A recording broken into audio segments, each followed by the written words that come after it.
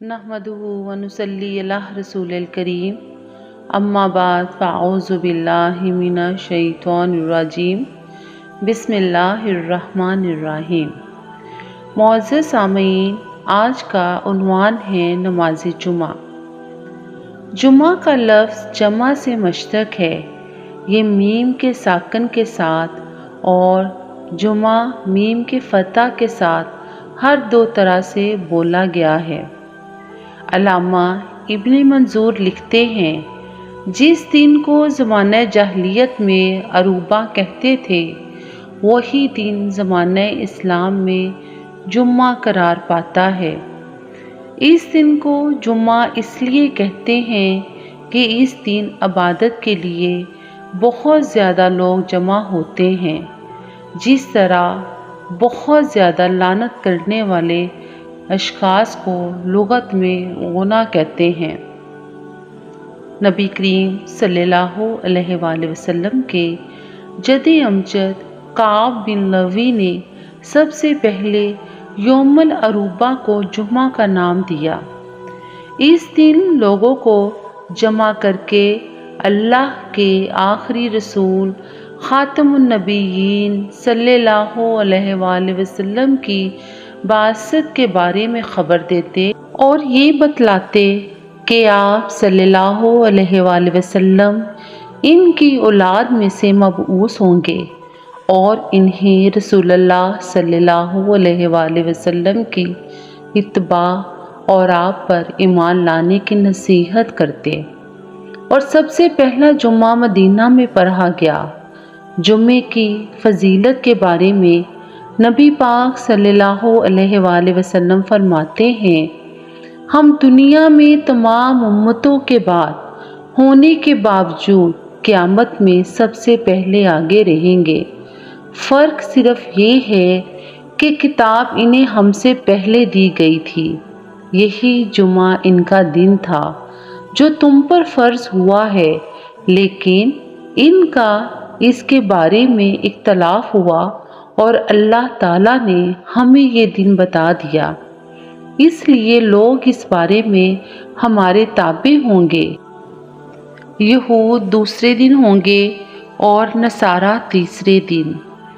हज़रत आयशा रज़ी अल्लाह ताला अन्हा रवायत करती हैं कि आपने कहा कि लोग जुम्मे की नमाज़ पढ़ने अपने घरों से और अतराफ़े मदीना गाँव से बारी बारी आया करते थे।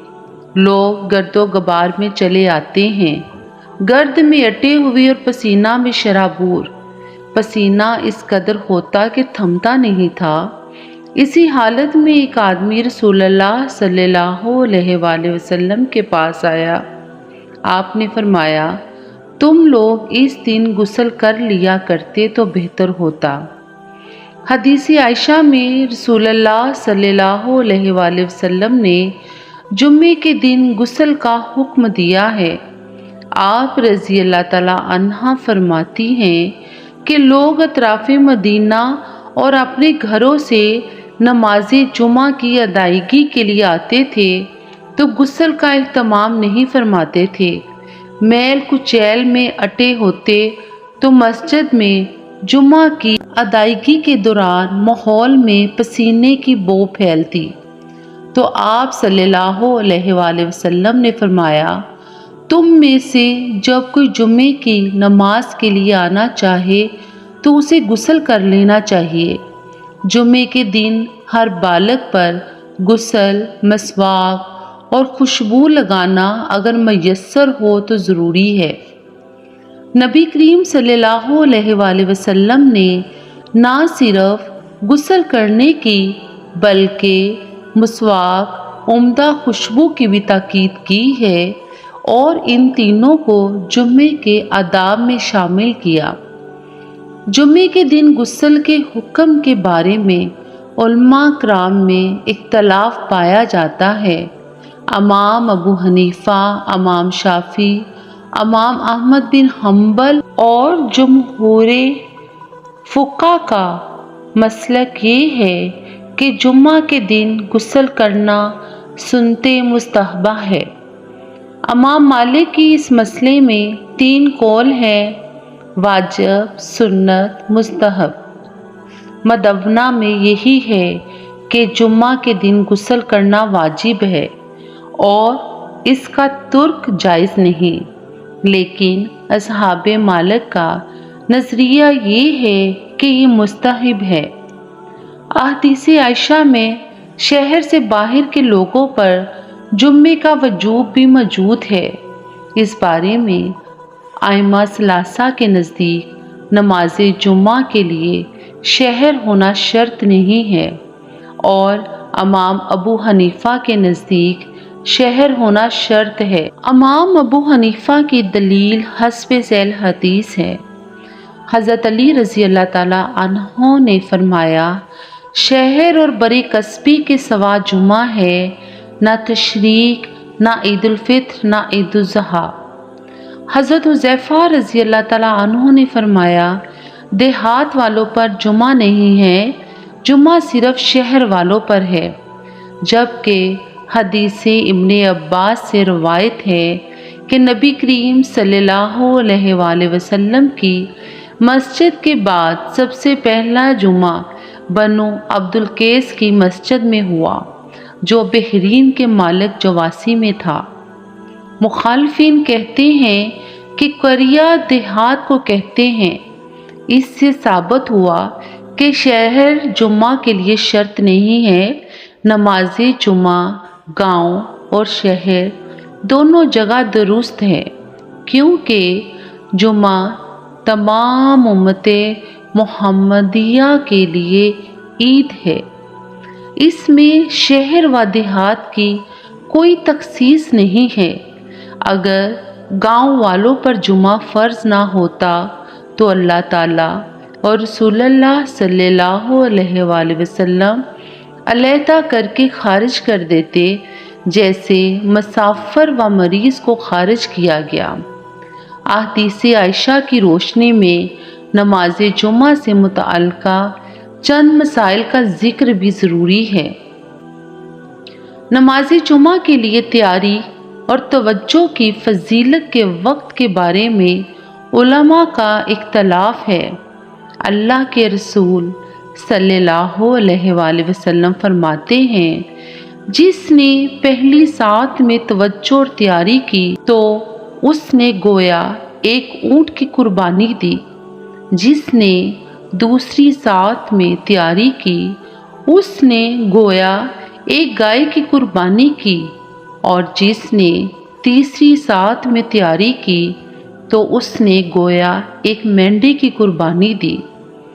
जिसने चौथी सात में तैयारी की गोया इसने एक मुर्गी की कुर्बानी दी।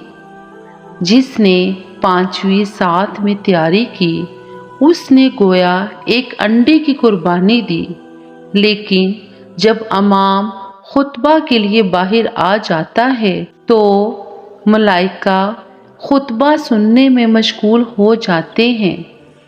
इमाम शाफी और उलमा की एक जमात ये समझती है कि हदीस में मज़कूर सातों से दिन की सातें मुराद हैं। उनके नज़दीक इनके आगाज़ ही से तैयारी में लग जाना मुस्तहब है। इमाम मालिक कहते हैं कि इन सातों से मुराद ज़वाल से कब्ल और बाद में एक ही सात के अज्जा हैं।